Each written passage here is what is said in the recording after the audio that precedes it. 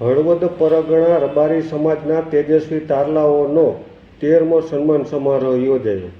શ્રી માલધારી વિવિધલક્ષી વિકાસ trust Halvad દ્વારા હળવદ પરગણા રબારી સમાજના તેજસ્વી તારલાઓનો પ્રોત્સાહન માટે ધોરણ 10 તથા ધોરણ 12ની પરીક્ષામાં ઊંચી ટકાવારી સાથે ઉત્તીર્ણ વિદ્યાર્થીઓનો તથા નવનિયુક્ત કર્મચારીઓનો સન્માન સમારોહનું આયોજન કરવામાં આવ્યું હતું, જેનું દીપ પ્રાગટ્ય દુધરેજ વડવાળા મંદિરના કોઠારી પૂજ્ય મુકુંદરામ બાપુ તથા દુધઈ વડવાળા મંદિરના કોઠારી પૂજ્ય સુંદરરામ બાપુ તેમજ હળવદ પરગણા દેહાઈ જયેશભાઈ રબારી તથા હળવદ રબારી સમાજના પ્રમુખ જયેશભાઈ રબારી તથા મંત્રી બીજલભાઈ રબારી તથા લીંબાભાઈ રબારી સહિતના આગેવાનોના હસ્તે કરવામાં આવ્યું હતું.